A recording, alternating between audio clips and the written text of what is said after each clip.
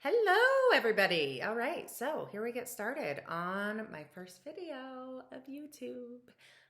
So exciting. I wanted to come onto this forum to share some investment facts, information. I have been getting a lot of DMs to want to know people that are basically interested in getting started in getting a flip going. They really want to know kind of what is the best advice for somebody that's wanting to get into flipping and where should they start? Good question. A lot of TV shows, they love to make it look like it is so glamorous and easy and just so easy. It's not. Blood, sweat, tears. Oh my gosh, I can't tell you the headaches and the sleepless nights that go into flipping. So it takes a very, very special person, special family to really be in this industry. If you are not strong-headed,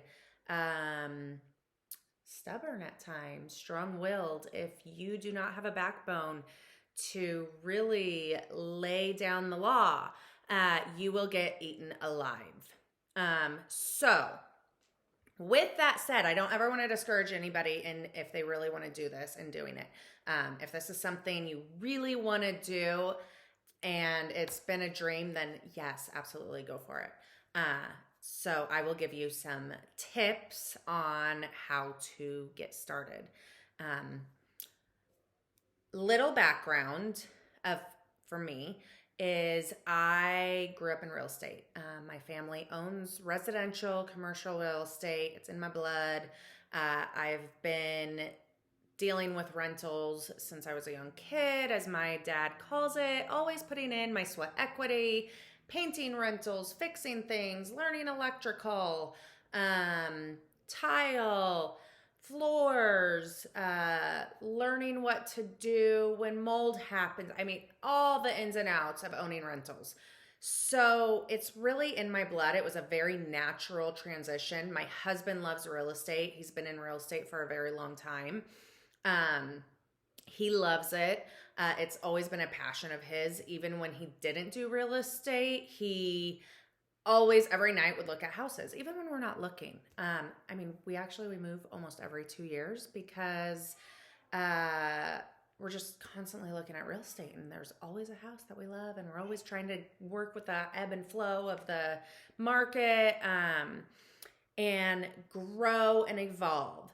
So with that said,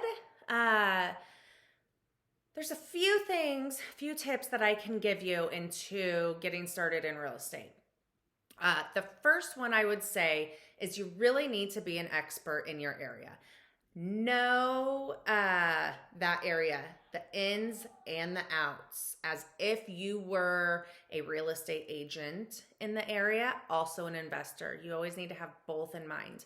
So knowing the ins and outs of your area is really imperative. You need to know what is selling, what is on the market, how long is it on the market, what are interest rates, who's your buyer, does your buyer even care about interest rates, are you looking to flip in the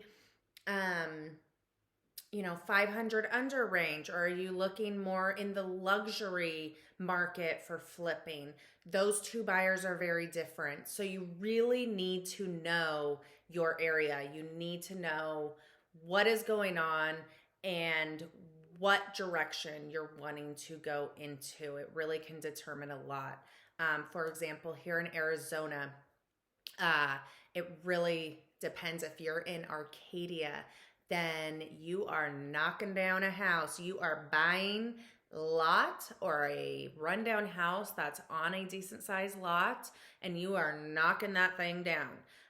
Buyers in that area, they want a new build. And when I say new, they want it to the nines. When you get up a little bit more to North Phoenix, you're looking at not necessarily having to do a new build, but doing something that's similar to our Dreyfus project where you're knocking a good portion of it down. It feels like new construction, but it's not new construction. When you are looking in maybe Grayhawk or McDowell Mountain, I know for those that don't live in Arizona or Scottsdale don't know these areas, but Grayhawk, McDowell Mountain, those is an area that was built in the late 90s, early 2000s. So these aren't houses that you're going to necessarily be knocking down. They're going to be more of a facelift. Or, you're coming in, you're doing floors, kitchen, you're just making it pretty again and up to date. So you really need to know what is going on in those areas and where you want to focus on. Each project is very different as far as new construction, darn near new construction, or just a facelift. So it's very different permitting wise. It's very different with who you're going to want to hire, who you have to hire. So become an expert in all of that. Knowledge is power. If you don't know something, don't be afraid to ask. Ask somebody that maybe you know. Another great thing to do would be to shadow maybe somebody that is an expert in the area. Ask a top real estate agent if you can pick their brain. Ask an investor if you can pick their brain. Make those connections.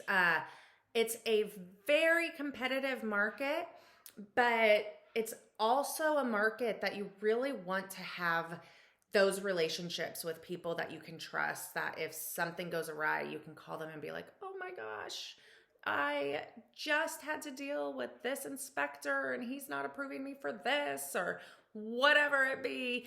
Because something always comes up. Something always comes up. So it's not smooth sailing. You also need to know your buyer.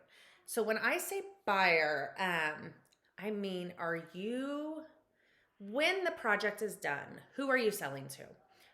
Are you selling to a young family that wants turnkey?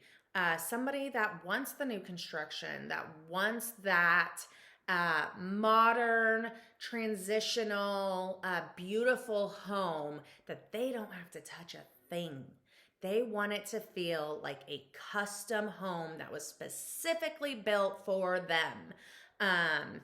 Or are you looking at somebody that maybe is more in the middle age range where their kids are in high school, or their families are kind of transitioning to that next phase of life? That buyer may not necessarily want something that is so perfect that they'll be in long term. Maybe they want something that is beautiful and done, but that they can put their own spin on. So something a little bit more basic. Also, is it a retirement community? Are there families? You really need to know who's buying in that area, what the majority is. When you go to design your flip or your project, knowing who your buyer is helps you know who to design for.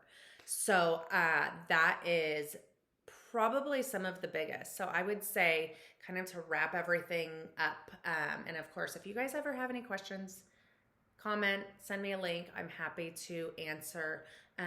But really, if you are just getting started in real estate, I highly recommend spend the next 6 months to know the market, know your area, know your buyer, see what the market's doing, look at the history of what the market has done, what areas are more stable, what areas aren't as stable. So, and I can get into that in a whole different YouTube video. That is a whole different topic because there is definitely areas that stay stable during an economic crash and markets that really just don't do well during those times. So you need to be an expert, become an expert, then go from there.